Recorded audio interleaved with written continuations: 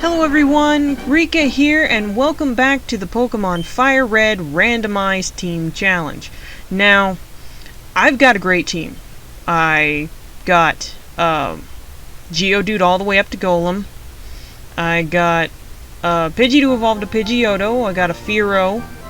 I've got nidoKing, and I've got a Parasect. And then, of course, Smaug stayed the same. He's still a Charmeleon. But everybody else evolved at least once. So we've got a pretty powerful team. And my goal for this episode is to at least get the Nugget Bridge over with. If I can get the Nugget Bridge over with, that'll get one thing out of the way. But if I have time, I will go and fight my way to Bill's house. And if we still have time after that, I'll battle Misty. Because this team, well, half of it is weak against what Misty has. I can use Pidgeotto, Fearow, and Parasect to battle her, because Parasect will kill Staryu no problem. And then Fearow has a dark move with Pursuit, so I could always use it against Starmie as well. Or I could use Pidgeotto against Staryu and use Parasect against Starmie, because Parasect has both Bullet Seed and Leech Life, which are both good against Starmie. So we'll see how much time this episode is, and if we have enough, we'll do that.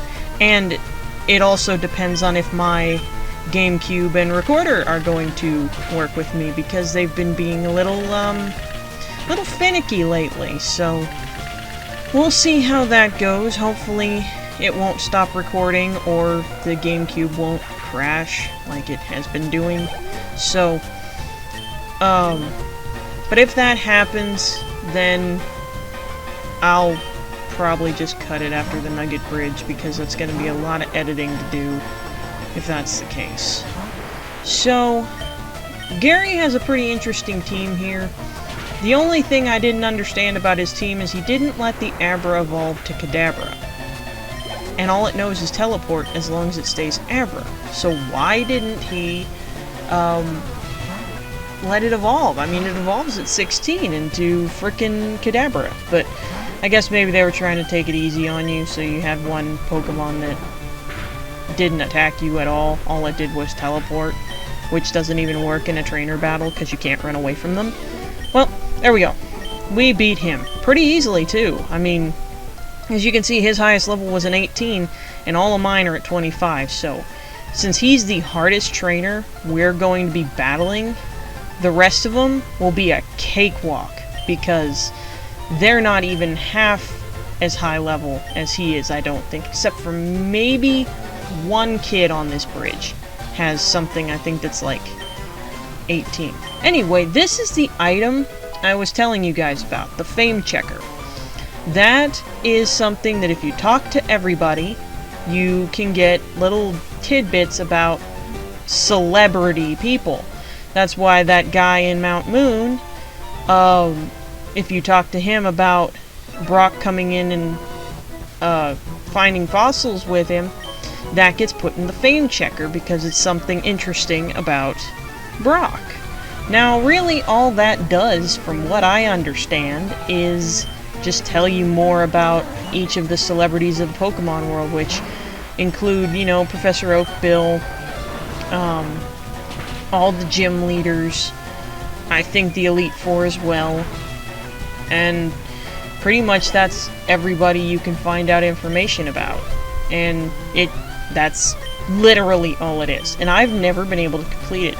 I don't know what I was doing wrong with talking to people. Maybe I wasn't talking to them at the right times. I don't know if there was a time limit on things, like not doing certain things before you talk to these people, but either way, it's annoying to even try to finish, so I'm not even going to try to finish it in this.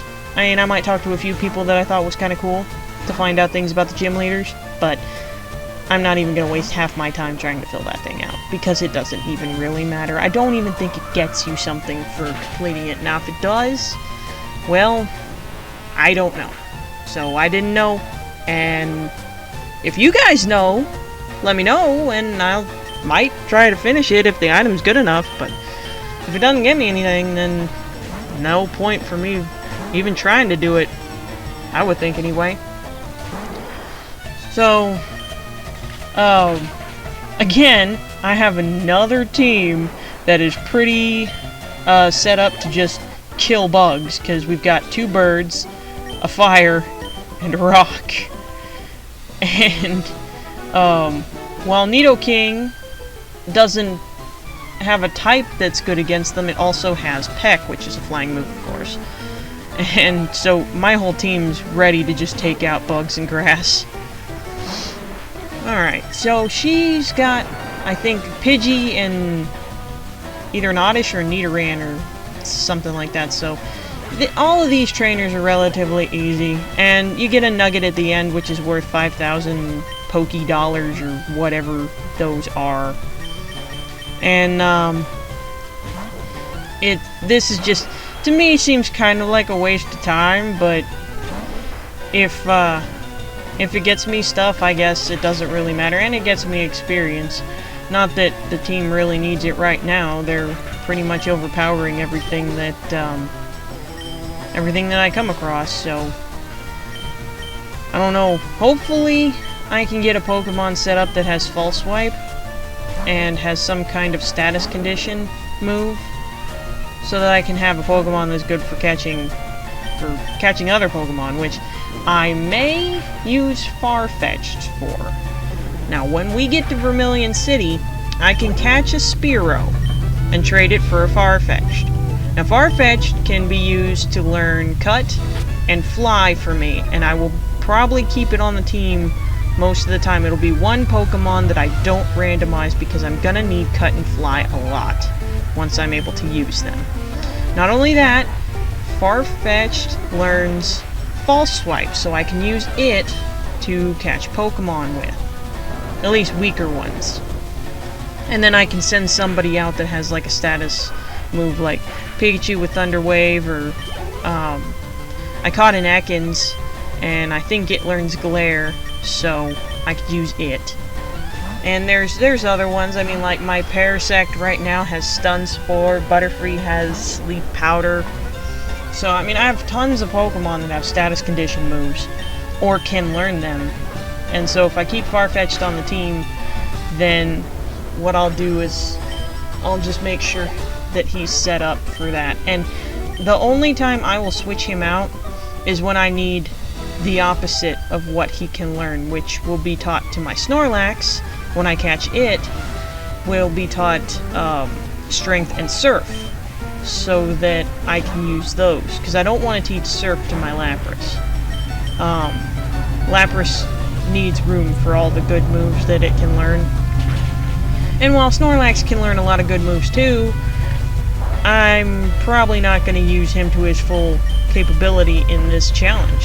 I can use Lapras to its full capability in this challenge because it can really help me out against Lance. So, those two will swap, and so it'll be one of those things where I'm randomizing 5 of the team, and I either have Farfetch'd or Snorlax on the team. And the only time I'll really need Snorlax is when I'm going to Seafoam, because I have to Surf to get to Seafoam, and then I have to use Strength inside, and then I can Surf to Cinnabar.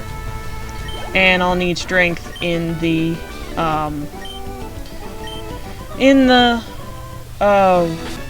Victory Road, so Snorlax will definitely be part of Victory Road. And then what I'll do is, after I'm done with Victory Road, I will randomize a full team of 6 Pokemon and take on the Elite Four, and hopefully that'll work. So, we're almost to the end of the Nugget Bridge. We haven't had any problems. I'm pretty happy with that. So, hopefully it will stay that way. And if something occurs, then, God forbid, I'll just cut it after the couple other trainers that are here, and yeah. Well, bad news is my GameCube crashed, and the sound no longer works. So, I'm going to have to put some music in here for you guys so you don't have to listen to just me in silence. So if you hear odd music that's not normally in a Pokemon game, you know why. and I'm really pissed because I've already been halfway through this battle before the frickin' game crashed. And I had to battle the kid with the Mankey again, which is why Chikyu is now at 45 instead of frickin' 76 HP like she was. So, since I have the capture cards in now, I will definitely be recording on them. I didn't know they were going to be in today, or I would have just waited to record this video today. So, anyway, now I've gotten all mixed up because of this, my GameCube crashing, and I hate that. I don't know what's wrong with my Game Boy player, and I've tried everything I can think of to fix it. I don't know what's wrong with it. I'm probably not using it anymore because I'm tired of it crashing. And now that I have the capture card on the DS, I don't have to worry about it. Since as long as my DS works, I can record. And I'm pretty sure that if there's anything that goes wrong with the DS, I'll just repair it. I don't care. But I'm not using that stupid GameCube for anything but GameCube games anymore because it crashes on everything else. So, anyway, and for some reason, the recorder screws up sound when it does that. So, we're definitely going to be looking into getting a new recorder. That hopefully will happen around the end of this month. I'll have it in, because I'm going to try to order it within the next 2 weeks, and hopefully it will be here at the end of the month.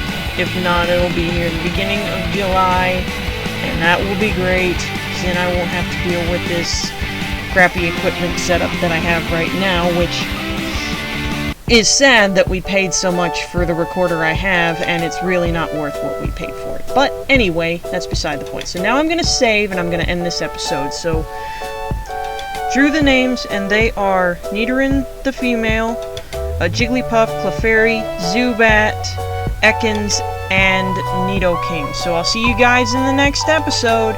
Rika, signing out.